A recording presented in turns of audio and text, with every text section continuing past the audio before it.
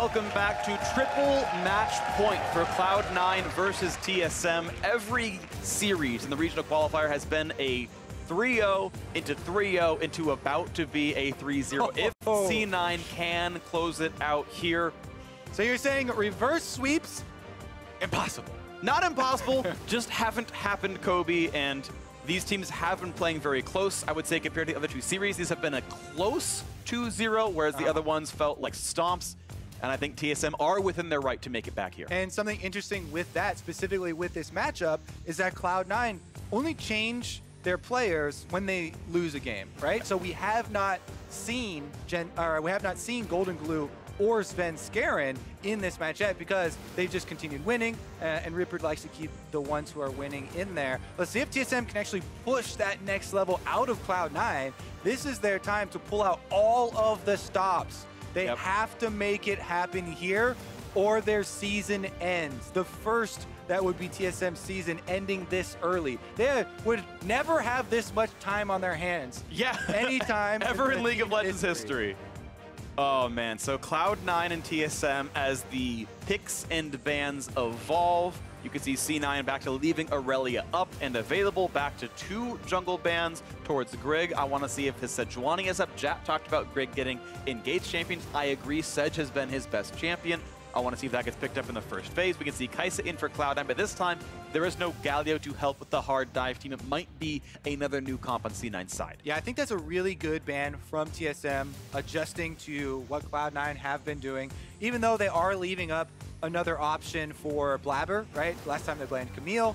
I think the protection is something that is more important. There are not a lot of options for protecting divers as much as there are options for divers themselves. Well, Rakan's going to be picked up. Xayah seems likely. And you can wait on that pick, of course. There's already a Xayah picked up for C9, so that can go a little bit later. Aatrox going to be blinded on TSM side. And the champion has looked good, don't get me wrong, but it's been C9 winning both games despite playing both sides of that matchup. The Hecarim is available if you want to flex that one yet again, but I am, again, very curious what C9 thinks is important here. They can grab that Braum that Jat talked about leaving up. They can grab some more of their divers, just none of that Galio. Yeah, I am expecting Cloud9 to once again go with these offensive picks, but I'm curious to see what will be their Galio replacement. What will be their lining of defense for these divers? They've got one mid. Yeah, well, that's the one. They've already got one. They've got Hecarim. So that could still very clearly be Blaber or Licorice opting into the same matchup that he just had with Hauntzer. I really expect to see Xayah here because I think she does work very well in those diving teams. Yeah, and once you already have Rakan. Yeah, unless you're really worried about Grig losing his champions. Like if you want to play something like Vayne to stealth and kite things, like there are champions that can work that aren't Xayah, but that's the pick here. We expect Aatrox top lane, as you've mentioned before in the draft, that's still a flexible champion. But I expect TSM to pick a jungle in mid next phase, and so Cloud9 will probably ban in response to that. Meanwhile, C9 need a mid laner and a flexible top jungler. Yeah, we'll see if they actually focus their bans on the mid lane or if they continue to whittle down on possible jungle champion pools to force this into a more optimal Hecarim top lane. And that's actually what it looks like it's going to be. They want to force it to be that Hecarim top once again. Not going to wait, just getting rid of the C9 dive options. Maybe make them forced to more of a conventional team fight situation, but of course Xayah can put out so much damage that might be hard. Yeah. I mean, excuse me, force them to have the Hecarim as a jungle because they take away more jungle options. The Camille is another one. Obviously, that was very successful for Blaber first time around, but there's your Aurelia. Not going to be on the table this time around for Bjergsen. I really am curious what comes through here because I think there's so many branching paths available on both sides here. And just curious what they think the most threatening comp that the other team would consider is. You mentioned the Camille, 2 for 2, Kobe. Beautiful stuff on this one. Blaber, again, can still play something like Graves, but that is 3 aggro junglers off the table. Can still just play the Hecarim. That can still be an option. We might get another Ornn game out of Licorice on the top side, as Skarner is another engaged champion off, but Sejuani is still up, and I agree with Jat. I want to see that on Grig here. Yeah, Sejuani's up. That would leave the option, if TSM early picked it, for Cloud9 to go with the Trundle and try and shred resistances, you know, the constant counter into Sejuani that we have seen. However, Trundle has been the target of some nerfs recently, and they started to whittle away at his power. We've seen a lot of teams be okay with that trade.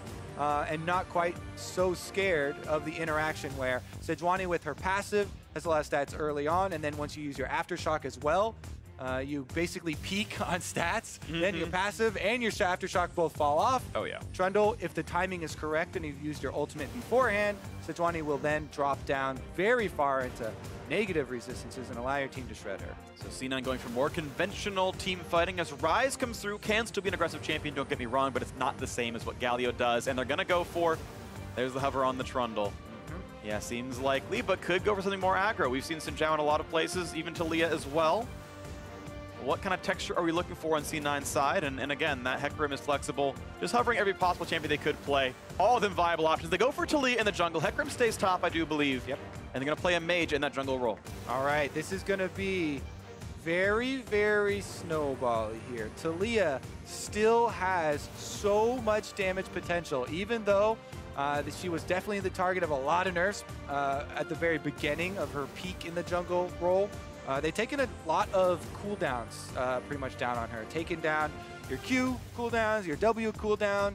So the early game isn't as explosive. And it does take a couple of levels for Taliyah to get back to her previous power. But still, once she does, we'll have that huge burst damage to pull off kills. And if you have a Ryze route to set you up, that would be one of the things I'd be looking at.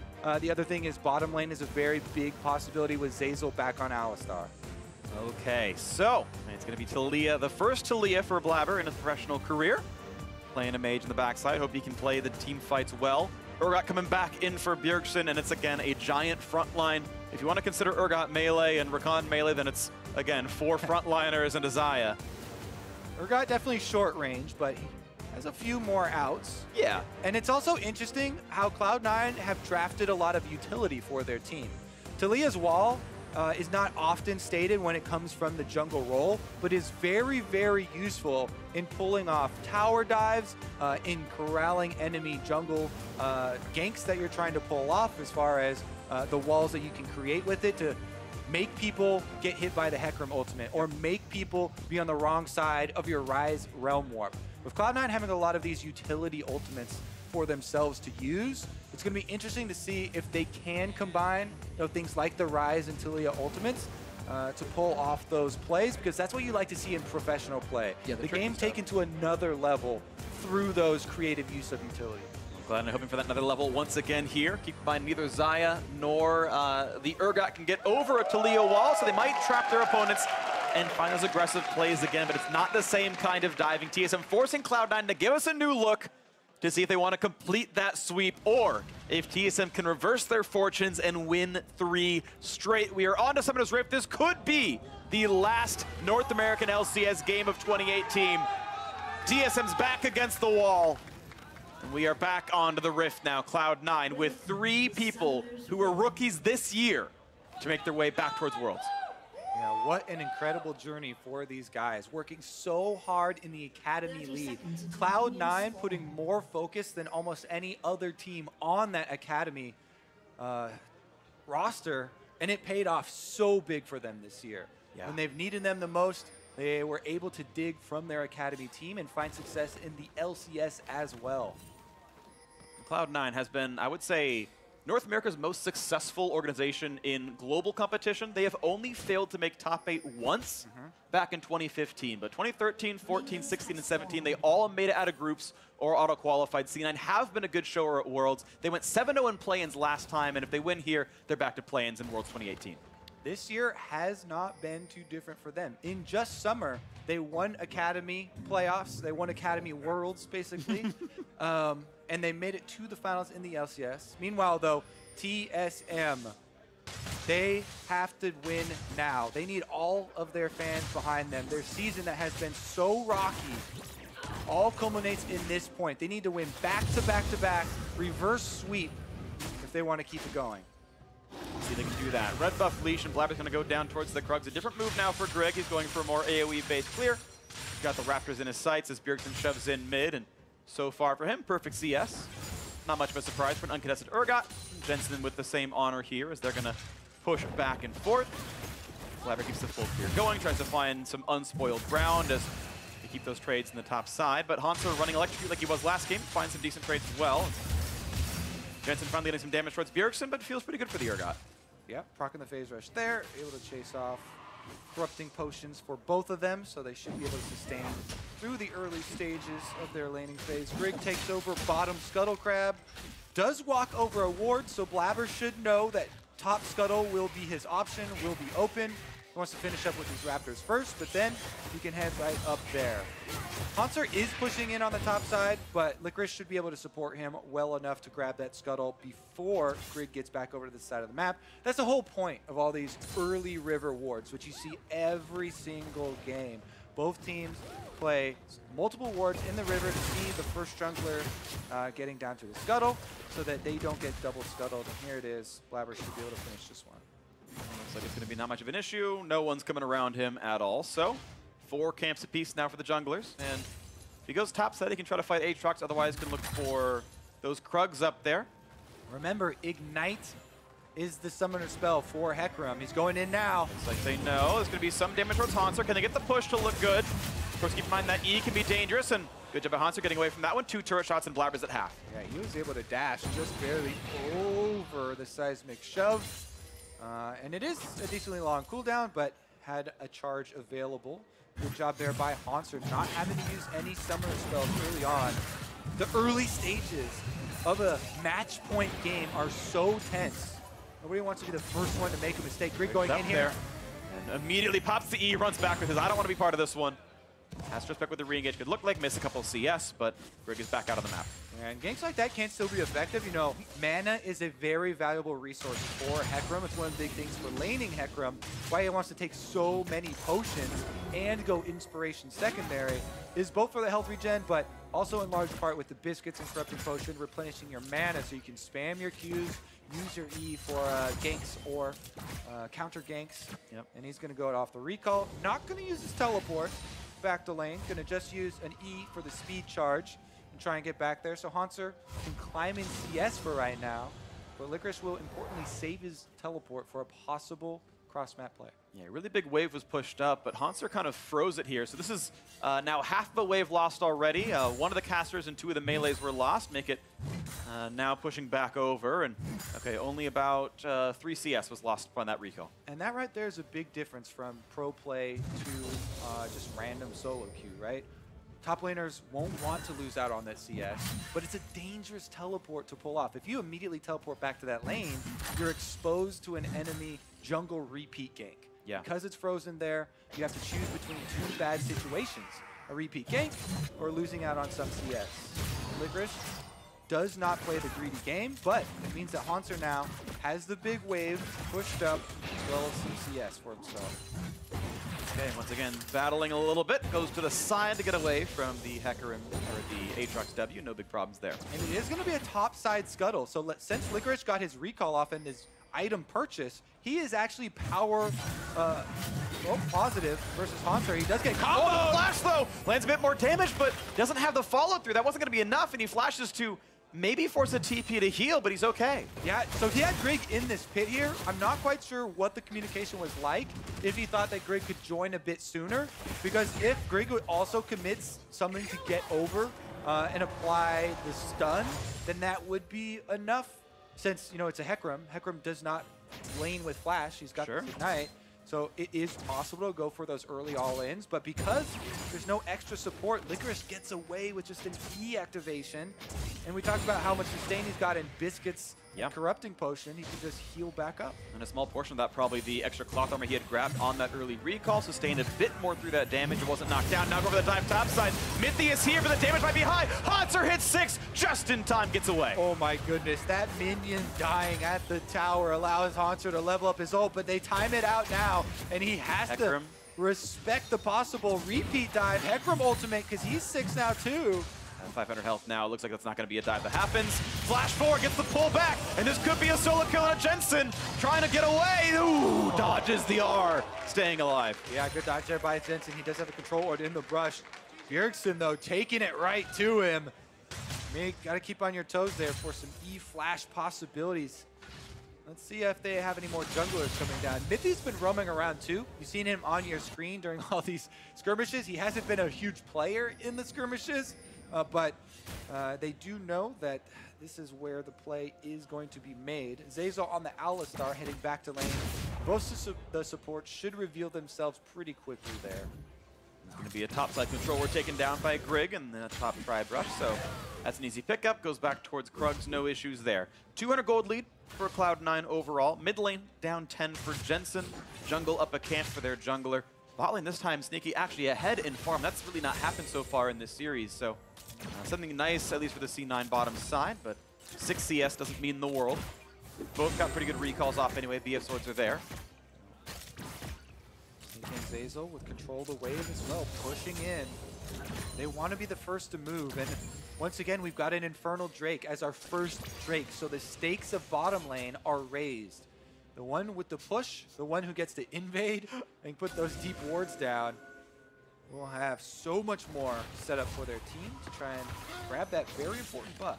That play on the bottom side looks silly, but it's actually really smart. You go into Fog, you attempt to go into Fog, and you say, okay, bot lane's got to be afraid, and mid's got to be afraid. And I'm in between, that can track either. Of course, he's hatching a ward, so no one's afraid at all, but that is actually really good play. Just walk into the Fog, hope you find something. Of course, now he knows. And this is going to be a pretty easy smite. Grig should not lose this, picks up the bottom scuttle. Yeah. The scariest S key will be the one that you press while you're in Fog of War, so no one knows where you are. Grig pulls down, clears out the control ward, so plenty of vision for TSM, protecting this bottom side and this possible dragon. Teleport's not available for the top laner, so it is going to be up to junglers now who have hit level 6. Stays out of the vision. They're not even rushing to knock down that minion. Oh, all right, he's fine. And now Blaber can again cheat up, but there is that one ward in this brush. And unless they control ward it, and they don't have one, Blaber's spotted here. Yeah, in addition to that, the TSM bottom lane have been playing very defensively, so hard one to pull off. When the minions do pull like that, though, he had a little inkling. Yeah. There is some vision in there. Yeah, if you walk forward and don't press S, you'll just auto-attack when they get in range, or you can watch them kind of re-navigate towards you. Either one works. And it's in case the minions have already aggroed, just walk up and hands up the keyboard, and your champion will tell you if you're spotted. Unless you turn off your... Which makes you a bad player. Auto. If you turn off auto-attacking, I think you're wrong. I guess you can A move inside the brush. That'll probably work too. Either way, they found it out, and it wasn't too much time lost. Gold's still very, very close, 14.4K. Like old modems in this one. That's a reference most won't get. All right, well, we've got the early recalls already taking place. Jensen has been stacking up his tier. Bjergsen well on his way to his Black Cleaver, actually. Even though Bjergsen didn't get the early kills this time around that he got on Urgot last time, he gets most CS in the game. 106 now, pushing in the lane constantly, trying to roam down to the bottom side, and both bottom lanes have recalled, so the Infernal might be started. No flash, has the ult, could maybe revive, and they don't quite get the knock-up, though. That was the big thing that missed Blaber, unable to get that seismic shove. Yeah. And it means right away onto the bottom side, TSM going to grab an Infernal Drake. Yeah, they were already heading to that Infernal with the double bottom lanes recalling, so TSM actually sneaked this one away, but okay. Good smite. Yeah, good smite, and it was necessary. Sneaky, pretty close with that W. Top side, though, should be C9 pushing on the tower and whittling away at this health. First turret bonus gold is very real. Yeah, puts in some damage, but this should still be a turret falling. They know they don't have to respect any ganks just yet. Yeah. Grid coming up, and they're actually going to back off. I'm a little surprised that C9 don't go for the turret kill, but time is on their side. That will go down next time a gank comes through, and none of theirs are in threat. All right, looks like TSM very happy then with the Infernal Drake they were able to get out of this trade. See if Cloud9 will actually be able to convert on the first tower bonus gold, though, to try and pay for that late game buff.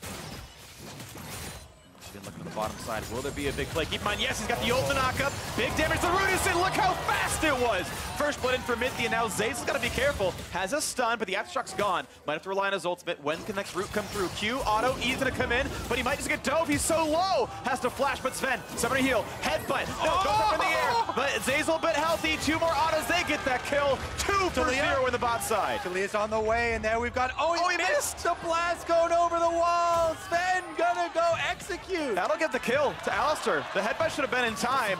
No, it is. That is an execute. Sir, he ulted it, I believe. Maybe we can get the replay. Oh, yeah, he did. He did. He ulted it. He ulted it, so no damage was dealt. Zven taunting them, but top side and mid lane. Now Bjergsen's in a bad spot, trying to walk away. He will drop, but first turret gold. The low field was missed, I believe, entirely. As the top lane kill comes through, and Ignite is not enough to kill Grig. because C9 only got the 250 from the global gold. Let's reverse that. So top side was TSM favorite. They got the kill here. Bottom side, they also were able to get the execute, but mid lane Cloud9 got it, and they're pushing as well as stealing away the red buff right now. Actually, he was countering Raptors instead. Blaber did. Oh, he got that one too. So he counters Raptors and red, plus some damage on mid lane. And this game is just We're gonna get 2 replays, Kobe, for the same 30 seconds. Hit me with number 1 then. Give me the split screen replay double header. Please don't. Turning. Producer tells me no. Freak, you're insane, and I agree. I concur. On the bottom side, though, control ward has been placed. Cloud9 once again, they're down 2 kills in the bottom side. TSM actually make a move onto Rift Herald though, and there's no way that Cloud9 can get there in time. They had already used the Taliyah ultimate trying to trap Zven on the bottom side, so this should be their objective. And they're collapsing. It's 3,000 health, and they've got there just in time. Okay, here comes the fight. Blaber wants in for this fight as well. Gonna be picked up on the red side, but Licorice gets the kill on a Grig. Yeah, so they do kill off the Rift Herald, but C9 kill off the Sejuani and get some gold for themselves. That is going to fuel his Trinity Force, his top lane Hecarim. All right, looking for the next side of pressure then as Jensen walks in, but watch out, because Hauntzer coming around.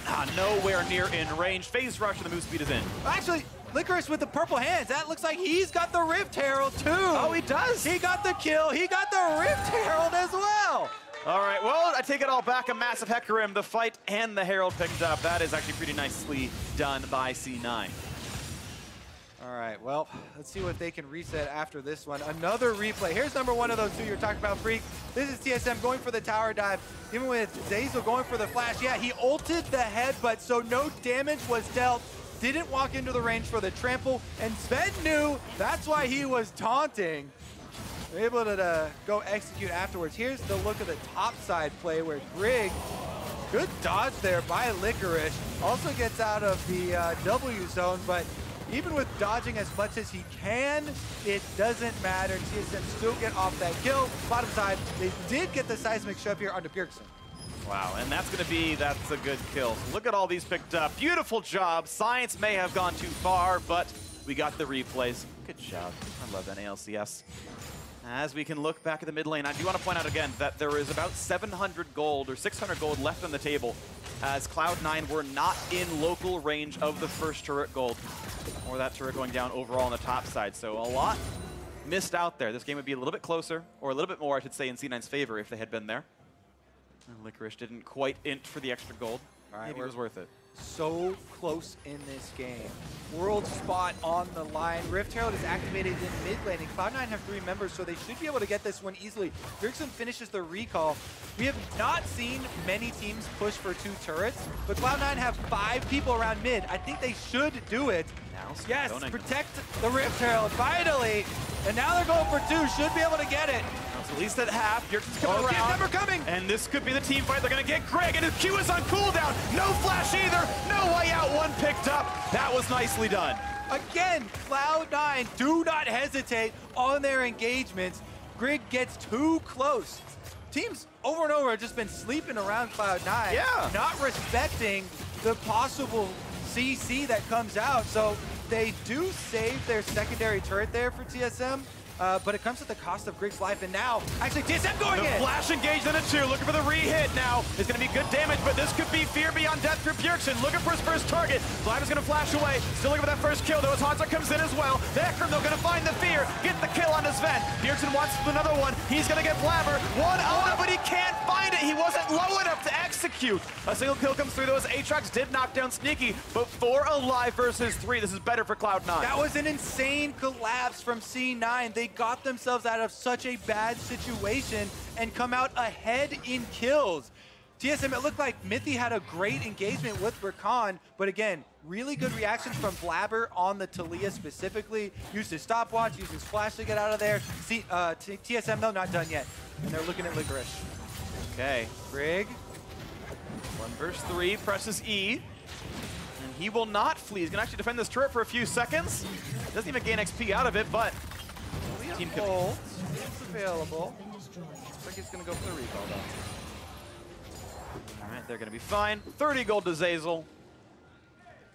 And we have a 1,500 gold lead as we watch this fight in that jungle again. That looks so good for TSM, but if you check the mini-map, they still had their jungler dead. So that was a 4v5 engage.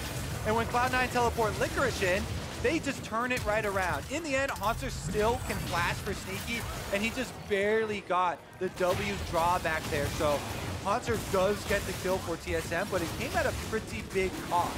Cloud9 back out onto the field, and they get the Mountain Drake for themselves. That's a nice pickup there. Gives them more options to Baron rush, and honestly, their comp's pretty good for it.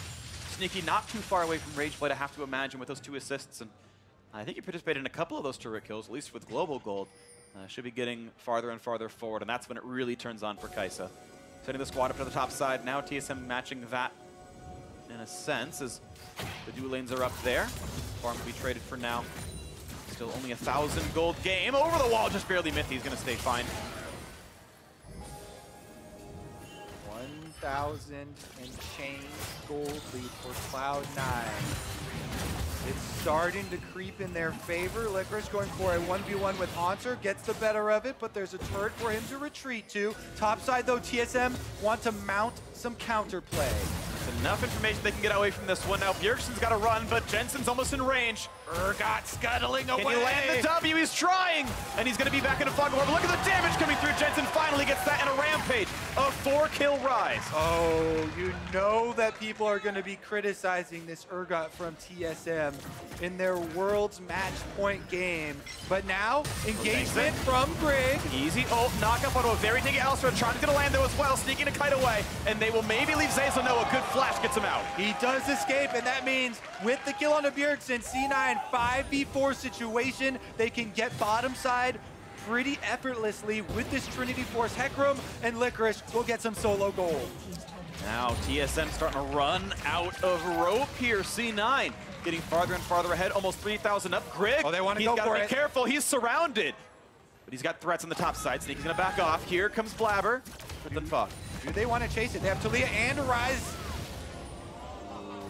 Only 2 can get over the wall. Teleport comes in though.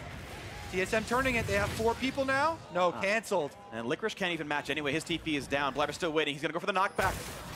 Soon, waiting for the target. Licorice is behind them already. They pull back Mithy, and the ult for Zven flashing away, but they still got the fear into Grig. Can they get the chase down? 2 more hits. Yes, they do.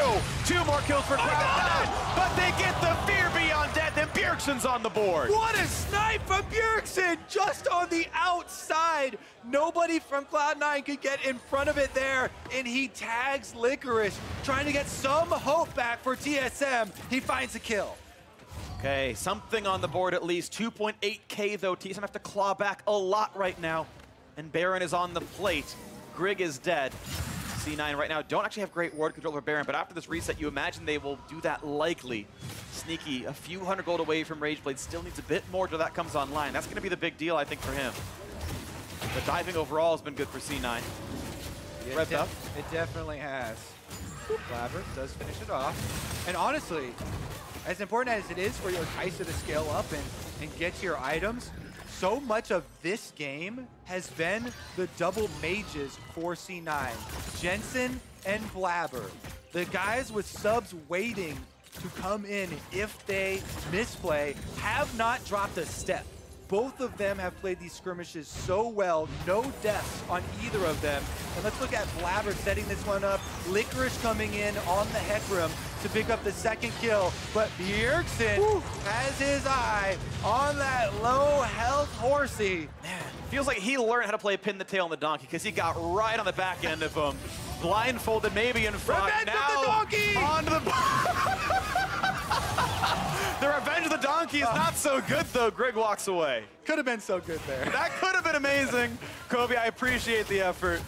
Doesn't happen though, and they dodge out the abilities. TSM though, so critical for them to reset right now. They have to go and spend their cash. Grig is so low, they can't fight this. C9, the flash is over, trying to kill up Grig, but it's going to be Blaber dying for it. Way too aggressive. This re-engage could be massive. Jensen flashing away. Is there going to be the next fight though? Keep in mind, Grig is low. They're going in. The root comes in. They got off Mithy. He did have a flash, but couldn't press it in time. The pullback out of Jensen. He's got to be careful on that Ryze, or he could fall. The chase going in. TSM going to find a 3-hit headbutt pulverize, and that will be Bjergsen Bjergsen falling, but it's a trade kill. 2 for 1, TSM ahead, sneaking in Jensen, the only one's alive, forced to run away, and Zven could be in range. He's got a red buff, he's gonna duel with Jensen, Dane on Dane, he's gonna get away. Woo! No deaths. Are they done yet? They have vision of each other. Yeah, Jensen doesn't want any more part of that, and they're going to walk away at just a skirmish with minions pushed up at both turrets. Honestly, TSM though, look at how this one starts out. Grig, low health, does go away on Sejuani, but Blaber flashes into 4 people. Didn't have vision of the inside of the TSM jungle, which opened up the engagement opportunity, but then Mithy, he doesn't want to flash. He had time to flash away, but didn't see Ryze coming right at him. Jensen got off the rune prison, but again, re-engagement option here. Zeyzal makes the call, triple knockup, and even though they burned down Bjergsen, Licorice and Zeyzal also going down there. It's hard to keep track of everybody dropping so quickly in the re-engagement, but TSM fighting with everything they have inside their own jungle to try and retake some form of control before Cloud9 can close the books on their summer season. But TSM are keeping it close, fighting tooth and nail, only 2 kills down, only just that 3,000 gold separating. That is absolutely winnable. Every single game has been close enough for the first 25 minutes. Looking now, is Grig gonna find himself a stun? The headbutt keep him out. Will there be the re-engage? Zeyzal is gonna get hit up. Good damage on him, still able to walk away, but Aftershock now on cooldown. All right, with Grig's ultimate on cooldown, everything is up to Mithy on the Rakan to create the big play TSM need to get back in the game. Infernal Drake has actually been started up. Realm Warp going to Baron though! And it's going to be Hecarim trying to play to buy a bit of time. Running back towards the squad. It's going to be the race. And look how fast it is. The sprint for C9. They knock down Baron. My God. TSM try to make a proactive move, but Cloud9 say that is the wrong one, buddy. They make the trade, and they're gonna keep this Baron's push alive. Oh, actually, no minion. Thought they had a minion to push with. They're gonna wait for them to come down mid lane. Actually, Wall goes out too to stop nothing. They're gonna really try to make sure they can get more done here. I think they want to make sure they can get safely topside and not get caught. Yeah, they wanted to stop off a TSM walking to mid lane, but TSM had all channeled their recalls to get back and defend, so they will be in place. But Cloud9 with the greatest trade of all time, able to get that Baron buff to push with now. And that Baron buff is what they want to translate into a Worlds qualification. Greatest or worst trade, Kobe? Either way, C9 getting the better side of it, absolutely. TSM with double Infernal are going to have stats to back up on if they can stifle this Baron push, and many of these Baron pushes have been slowed down. At least TSM has something that's worth, well, actually just gold. It's stats, but they can make that a little bit closer. You think back to Champ Select Freak, and we mentioned the utility that Cloud9 have in this Ryze and Taliyah, and looking for them to elevate professional play to that next level and look for those creative plays. That's exactly what you're talking about. Ryze Realm Warp allows you to pull that off so quickly. TSM definitely going to be face palming after that one. Let's see if they can fight their way out of it, though. Now they have to defend their base. They have to make sure their Nexus or their inhibitor turrets remain standing. Yep. For the next minute and 40 seconds to be able to have another say about it. Well, Cloud9 certainly in the driver's seat, about to make their way to their 6th straight trip to the World Championship. They could stop TSM's streak at 7. C9, we've made it out of groups so many times. They've been successful, hoping to be with a new lineup this time around. Successful once again. Sneaky, the only remaining member from that first 2013 roster.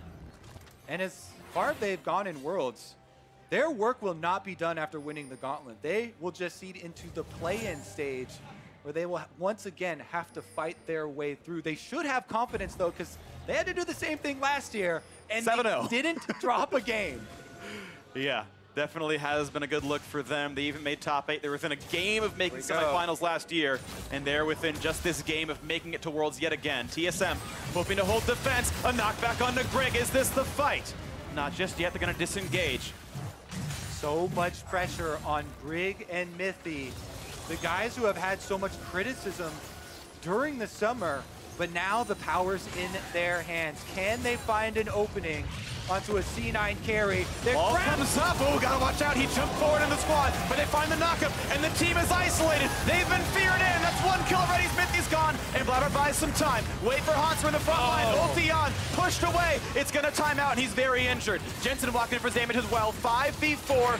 Baron on for 10 seconds. Cloud9 can push with a single cannon minion. Hauntzer tried to dunk Blaber there out of the stasis, but he mistimed it by a second, and they're not going to be able to get to Cloud9 inside the base. Inhibitor turret will fall. That's going to inhibitor turret down. The inhibitor will likely drop as well, and they're going to realm warp down to the bottom side, and just doesn't knock it down, but they didn't get the whole team. They got to watch out for the re-engage. Sneaky could be found. It's going to be the slow, but not the knockup or the stun out of Grig. They used everything in the last attempt top lane to go for an engagement, so no ults were available for TSM to make them pay. That is one inhibitor down, and Cloud9 will get the reset.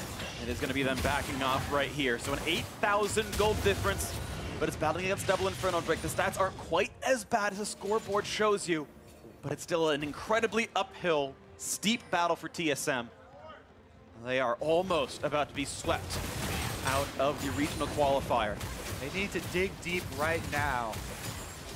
If they can hold off and rely on their scaling with these double Infernal Drakes, land some follow-up CC with the Rakan and Sejuani engagement, the possibility is still there.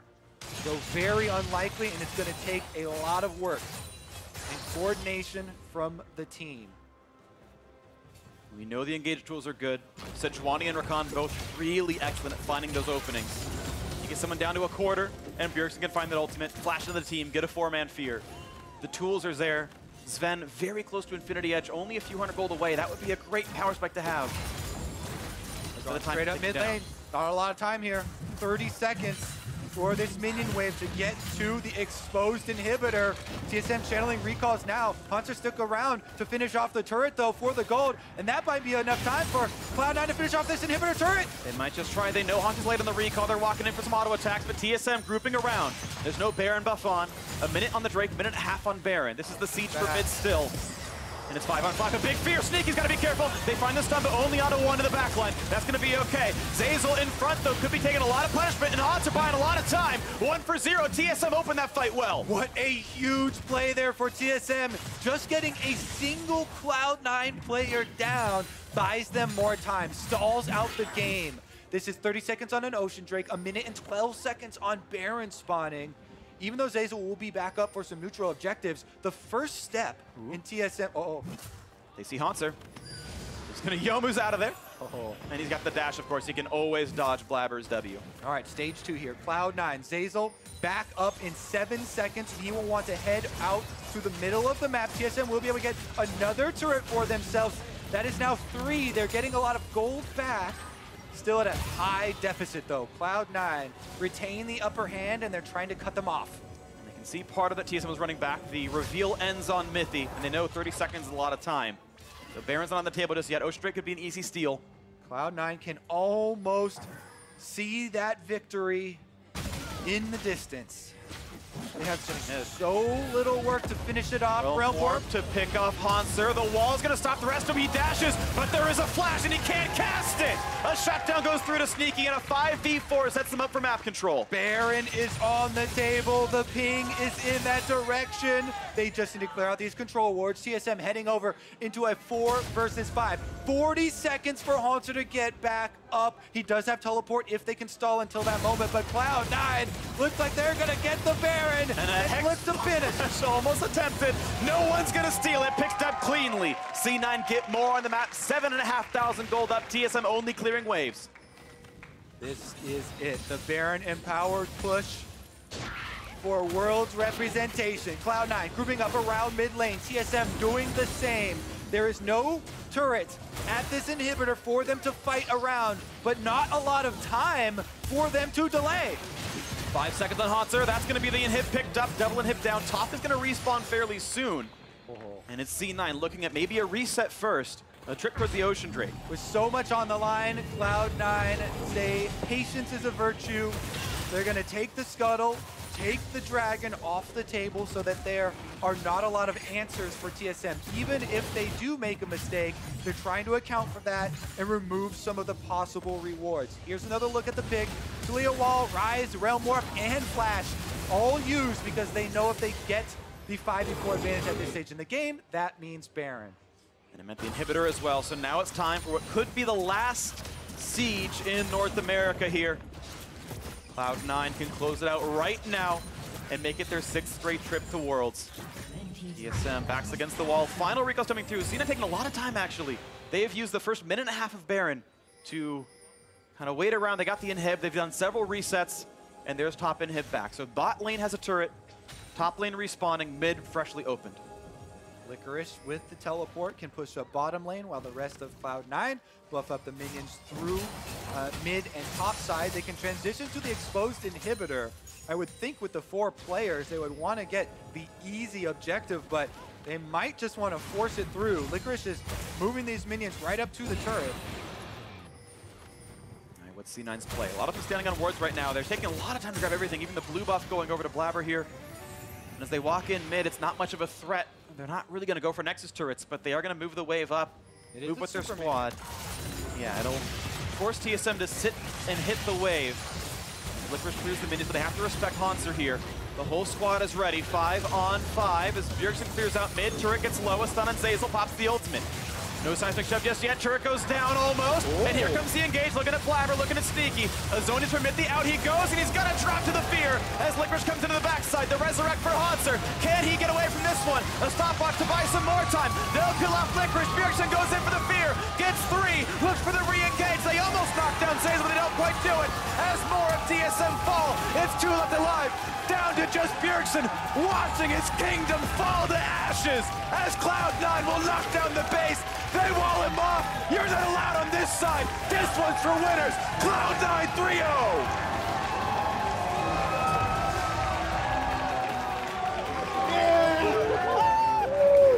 Place to finals is a great story, but Cloud9 will do you one better.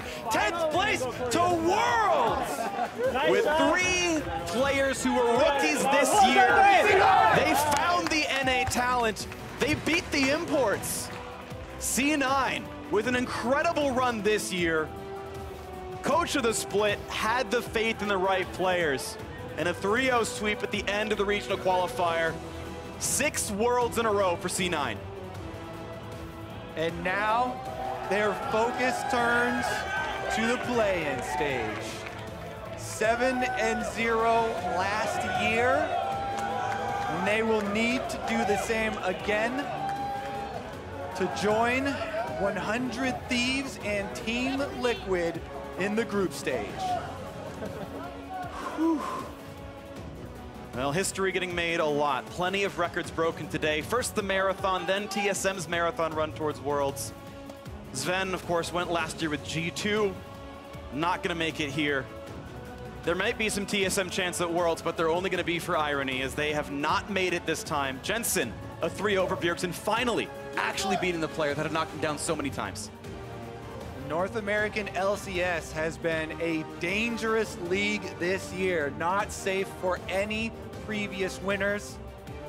And you could see how much effort it took all summer long for these teams to battle through. Well, Cloud9 finally vindicated, and for more from the final North American team to qualify for Worlds, going to hand it off to Avli, standing by with the victorious bot laner.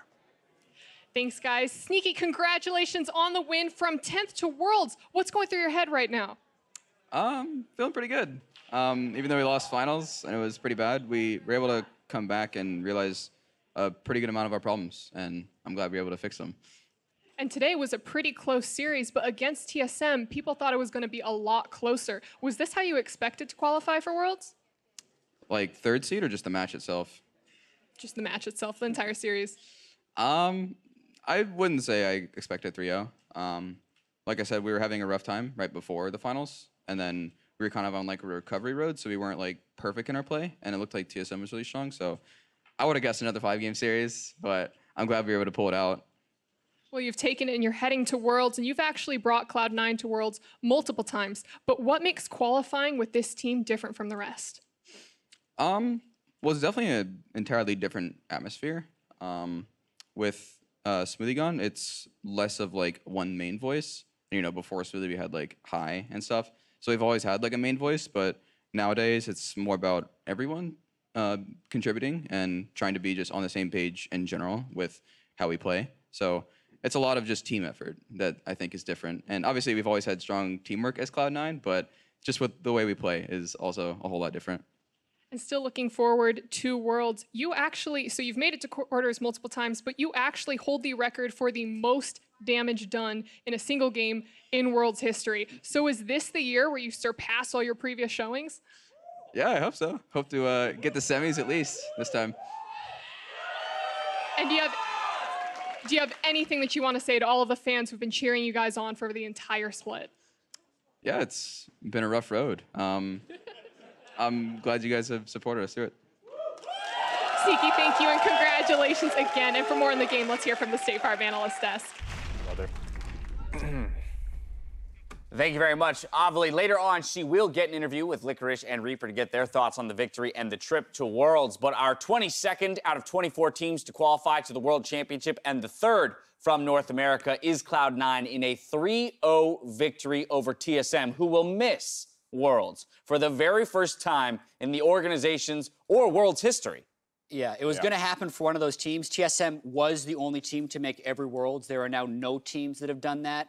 C9 now has the longest active Worlds streak, going every time since 2013, and honestly, well-deserved. Sneaky said he didn't expect the 3-0. The first two games were very close, but to go from a final where they get 3-0'd on that big stage to only a week later bouncing back and 3-0ing their historically largest rival has got to be really validating. Yeah, I mean, nobody, right, really expecting the 3-0 across the board here. The predictions were for a longer and more competitive series, rather, from a game score perspective. But Cloud9 reorienting themselves after that 3-0 loss against Team Liquid. Sneaky says it did highlight a lot of weaknesses for them, and they were able to shore them up in just a week's amount of time. And I think they just have such a different look on the game than some of the other teams we're seeing, especially in North America right now. Just like the Hecarim, the Taliyahs, all these other things coming in, it's very impressive to see, and you can see that TSM doesn't know exactly what they want to do, but TSM didn't go down without a fight. The Zven and Mithy in particular had a pretty good series, but it wasn't enough to overcome. And Bjergsen finally had a bit of a dud of a game, dying a handful of times in the laning phase and mid-game.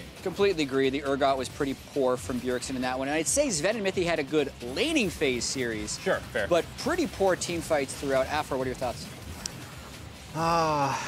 I just wish TSM played around three-man bottom side, because Zven and Mithy were their best performers for the entire series, but I don't think I saw bottom lane and Grig work together, like use their pressure, their lead that they got, and then move it around the map.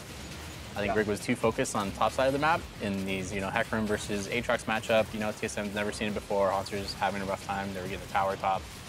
Yeah. Right, you don't necessarily need to play into that matchup that you don't have information on.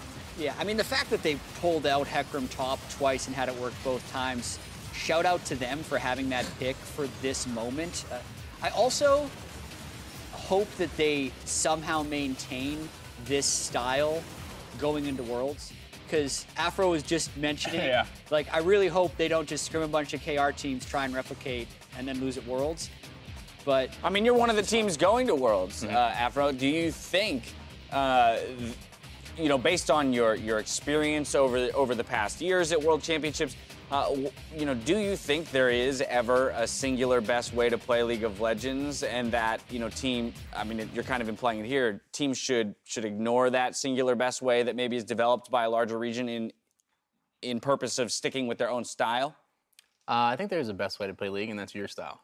Okay. For your team. There you go. And okay. Most NA teams that do go to Worlds scrim all the other regions, and it's like, okay, let's try to pick apart, this is good from them, this is good, let's add it over here. And then you're trying to do all these things that they are good at, and then once you get to Worlds, they just practice their one style, right? They're the best at it, and you try to copy them, they're always going to be better no matter what. All right, so at the top of the day, one of the questions I asked you guys was, for the side of TSM, actually, what could they do today to inspire confidence in them as a 3 seed at Worlds? Let's now flip the script. What did Cloud9 show you today, Mark, that inspires confidence in them as a 3rd seed at Worlds? Well, we've kind of already touched on it a little bit, but they have their own style, it feels like. They will play different champions than what we've seen before. They find unique combinations of champions, like the way that the Nocturne, Galio, and Hecarim worked together was something that none of us had seen before. And then they also were the ones who debuted the Kindred Zillion and all those kinds of things. So I think having a team that is very inventive and experimental is something I want to see with the team going to Worlds from North America. I don't want to see them necessarily go in there and just play the same style as other teams. Yeah, and if we had to answer the same question about C9 going into the series, it's something to playing like they did at the end of the regular season when they looked like the best team in North America. That is not the C9 we saw in the semifinals or in the finals, but they kind of got their mojo back in the fact that they weren't playing safe. They were absolutely going for every single fight and then outplaying them with the creative picks and the aggression. We'll talk more in just a moment, but for now, it's time for us to throw it over to Avali, who's standing by with Licorice and Reaper.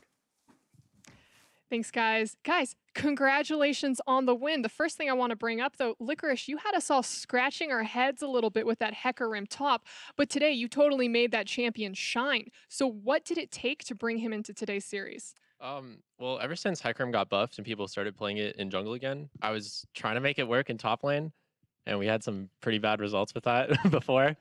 And then yesterday, we saw that TSM had like really high Aatrox priority, so like last night, I was like, hey, I wonder if this is a good matchup. So I tried it in a couple 1v1s, and it was a good matchup. So. And Reaper, do you, as a coach, have a say in any of this, or are the players really the ones pushing the picks onto you? I told him to, let's YOLO it today. Yeah, it's good matchup. Yeah, bring it. Just make me win one game as a Aatrox first pick, and then they gonna first pick Aatrox. Then we're gonna get free YOLO with the Hecarim top. Is that how it works for most picks as well, or? Yeah. Yeah. Yeah, because the Hauntzer have no idea for the matchup how it goes, right? And we know the matchup. Then it's become a free YOLO, no? Well, I mean, it looked like it, but Licorice, I want to come back to you. I mean, looking at your entire year, you went from rookie of the split to making summer finals, and now you're going to Worlds. So how do you reflect back on your entire year?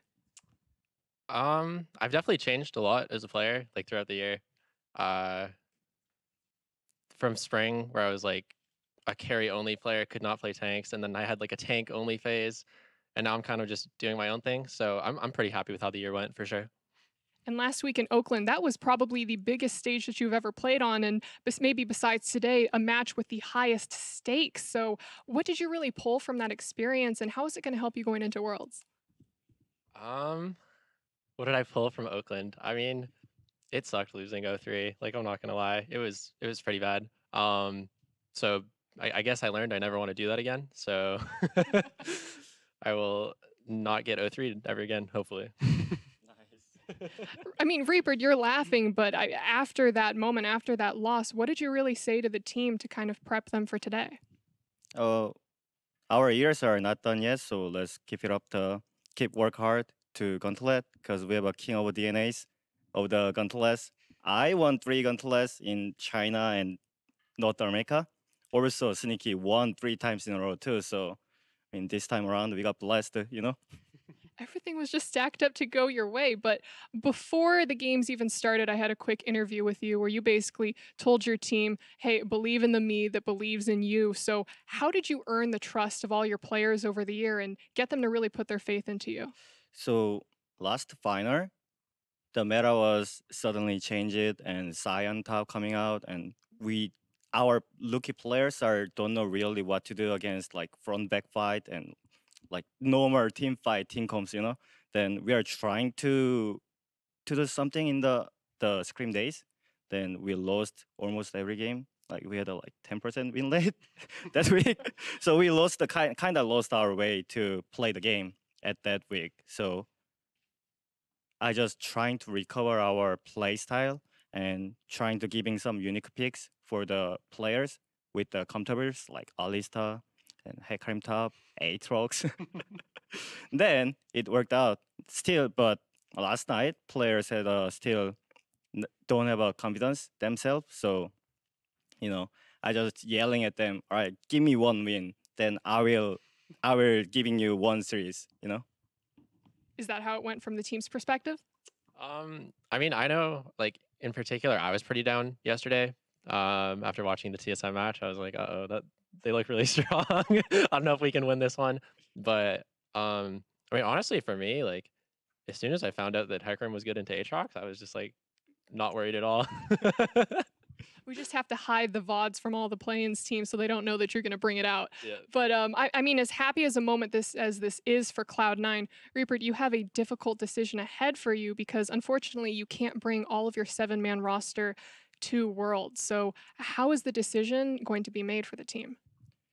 I don't know. I have about 13 hours flying today, so I will thinking about it in there. But you have to you're bringing the entire team. Yeah. So the person's going to be on the team on the plane, but they won't know. No, our 7 men are going together in the Korea and practice together as a. We can only use 6 men, right? Mm-hmm. But one person gonna be like kind of sub coach, and they know the game. They can see the game outside of the player perspective. So we are bringing 7 men and decide at the rosters. Great. Guys, before we go, is there anything that you'd like to say to the fans? I guess like it's been a rocky year, but thanks for like always supporting us. And a special thanks to Darshan, Lorlo, and Flame for helping me prepare for matches throughout the year. Yeah, thanks for the fans. I love you. I'm sure they love you too. Guys, congratulations again, and thank you. Back to the desk. Thank you very much. Avali lost their way on the weeks leading up to the finals, but were able to reorient themselves afterwards, find that play style that you talked about, Jet. And then when it comes to the trip to Worlds, Reaper saying we're going to bring all 7 players, although we can only name 6 as our starter and sub, but that 7th man, whoever isn't selected for the 6, will act as an extra coach, an extra set of eyes, and you know, a strategic mind to help shape the way the team looks at the World Championship. Yeah, there are a lot of interesting tidbits in that interview. One, the use of a Gurren Lagann quote to inspire confidence was surprising to me. Believe in me. Yeah. Believe in the me that believes in you. Yeah, that part. Where was the Rumble? Yeah, exactly. I didn't see it. The other thing, just the idea that they lost their way in front-to-back team fighting. I actually found that very interesting because that's one of the harder things to get right, as simple as it sometimes sounds. Like, melt their front line faster, assuming your DPS is better, but like the tanks having to move forward and step back at the same time and the whole team working together. Him kind of saying like, that's not what we're good at. And so we lost our way when we tried to learn that style, because we've all been talking about how a lot of it does feel like tanks have become back in the meta, and there's a lot of late game team fighting. And so it's cool to see them kind of solve that their own way with like, yeah, so we picked Hecarim, Nocturne, Galio, Xayah, and so we can all dive. Right, gives a lot of permission. I mean, it's something to be said, right? We talked about how Impact, one of his greatest strengths, is his ability to team fight on a tank, to play that front line and know exactly when to step forward and when to step back. Takes a long time, a lot of experience for that to come forward. And you could probably speak to that a bit, Aframu. The idea of which strategy in League of Legends is the most difficult to execute. The most difficult to execute is 1-3-1. Okay. Like, interesting, because they actually selected a couple comps that can actually play that way. And yeah, I think the best that I played that style was back in 2016 CLG, when we did MSI and then won the finals off that. Like, we strictly played 1-3-1, and that's the hardest to play because you have to play on like knife's edge in the entire time. Like, you can one misstep, it's over. All righty, well, we'll see what Cloud9 can do in the coming weeks. As was mentioned, their tickets have already been bought, so they're going to be on their way to Korea tonight, I believe. Player of the series, though, this time around in a quick 3-0 against TSM, it goes to Jensen in the mid lane. And we've said this all weekend, Dash. It's hard to pick a definitive player of the series in a 3-0 smash because so many of the players played well, with Hecarim being super key. But I did feel like, especially going up against Bjergsen, who had been playing so solidly this playoff run, Jensen had 3 incredibly good games. The Cassio shred at the end, the Galio dive buddy, and the 7-0-6 Ryze in that 3rd game against the meta Urgot pick that has been coming up so quickly. Jensen really performed at a high level this series. Without a doubt. Jensen wasn't the only one to make a splash over the weekend, though, and you guys took to Twitter to call out your favorite moments. We gathered up a few to play for you now in the Gauntlet edition, rather, of LCS Big Plays, brought to you by Acer Predator. First up, Jason loves LCS, I like it, was enamored with Mithy's Recombo to knock out Echo Fox. We get back. Bjergsen. Run. I have something there, Chase. Look at Ryze. Flash. Go back. I'm back, guys. Yeah, wait. We're on the bottom. Let's go. It's really nice how the Varus Q came through at the perfect time to knock the shield off the Ryze. So when he went in with his ultimate, it actually got the charm part off. So really nice coordination where the whole team, as soon as the Ryze flashed in, recognized, like, we can kill him. And that's what you want to see. It's just that instant engagement. It's so scary to see Rakan flying at you like that. Next up, Lags a Lot. Love C9's comp, saying having Hecarim as a third target for the Galio ultimate was insane. It's just a complete do-or-die team comp. I like it. He's spear. I'm blocking. I'm teaming. Yeah, we win these. Watch Rakan engage. Rakan. Yeah, we're okay. This is free. Let's go. Yeah, let's go. I have ulti still. I'm over the wall. I can hold it. Look at Mithy. Rolling, let's go. No Zeyzal. Yeah. Okay, do we want to... I need help. I'm toning. Xayah. Trundle. Go Baron. Let's go. Take the Baron, guys. Nice. Yeah, and just like Reaper said, they weren't great at front-to-back team fighting, and that's an example of just back team fighting. They just consistently skipped over the front line, killed all the damage dealer, and then cleaned up the rest. The NALCS may be wrapped up today, but Worlds is around the corner, and we'll need you to tweet out the huge moments on the big stage all the way to the grand final. Cloud9's 3-0 means they will join play-ins where they may be seeded into a group with the likes of Supermassive, G2, Ascension, and EDG, along with the rest of the teams that you see here on your screen now. My question to you guys, how do they fare in the likes of this pool? Well, something important to note is that C9 can't be in the same group as the #1 seed from the LPL, EULCS, or the LMS, so they will be up against 2 teams from those emerging regions, which will make them most likely the favorite in any of the groups they are placed into. And New York has a bit of experience with that as well. Last year, also having to play through play-ins, and they looked very dominant there, and a lot of people kind of felt like it gave them some nice momentum heading into a pretty tough actual Worlds group stage. Now let's get a look at the pool of teams already going to groups, who Afromu is going to be charged with going up against on 100 Thieves. So taking a look at this roster of teams, Afromu, what's your first impression here of some of the caliber of players and teams that you're going up against? Well, I think the teams are actually a lot stronger now compared to before, where usually, you know, SKT's going, they're the strong favorite to win, but Fnatic, RNG, and Genji, for me, are like the scariest teams as well as Flash Wolves going into Worlds. Not KT Rolster or Freaker Freaks, LCK champions. That was the one that surprised me when he didn't immediately mention them. KT's pretty good, but I feel confident going if I have to play them.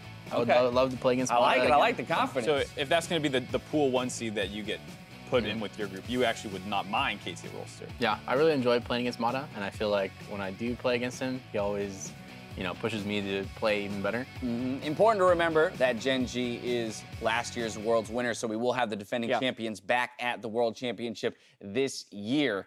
You know, I'm intrigued to see what Cloud9 can do both in the play-ins and then moving forward into the groups if they do qualify up to it.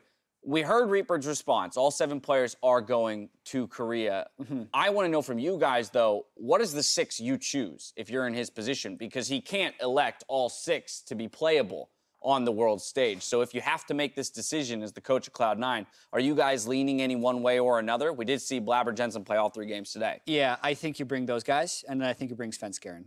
I think Golden Glue's had a great year, but when I look at the roster iterations that C9 has actually gone with, even in the 3-0 final against GL, they had the Blaber Jensen, they had the Svenskeren Golden Glue, and they had the Jensen Svenskeren if they want the most experience on the Rift at the same time. So they get 2 of the 3 looks by bringing those 6, and then Golden Glue can help out by playing matchups, playing solo queue, and coaching. I mean, even in the playoffs run, there were times where Golden Glue, Blaber, and Svenskeren all looked like they were underperforming. There's almost never a time where Jensen looked like he was struggling significantly, and so I think it makes sense that he's kind of the rock that you're going to pick the other 2 around. All right, there you have it. Let's take a look at what's coming to a stream near you, brought to you by Jersey Mike's. We return September 23rd at 5 a.m. for the World's Draw Show, where the teams will be seeded in to their corresponding groups. Then the tournament kicks off October 1st with the play-ins at the new LOL Park in Seoul. Yeah, and also we will be doing a dive post-draw show discussion to talk about the groups that get drawn immediately after that. So I'll be up, ready to go. Dash, you'll be up, calling out teams. Will you be up, Afromu, to see which group you're drawn into, or are you going to VOD it later in the day? I'll be up. Yeah, you'll be up. Most likely practicing. You'll be in Korea. You fly out on Tuesday to start that boot camp over there. So it's that time of year, Dash. You're watching everyone's Korean solo Get ready queue. to get nocturnal, my friends. I'll be trying the to only hear one rumors about who's winning in You gonna sleep scrims? through the draw? Absolutely. You jerk. I don't know. We'll see. You jerk. All right, well, if you need more league action, stay tuned for the rebroadcast of VU's Gauntlet Finals going live right after the show. Afromood, thank you so much for joining us. Unfortunately, it wasn't a 5-game series. Now for myself, the casters, the entire live broadcast crew, thank you for watching, and we'll see you for Worlds 2018. Hype!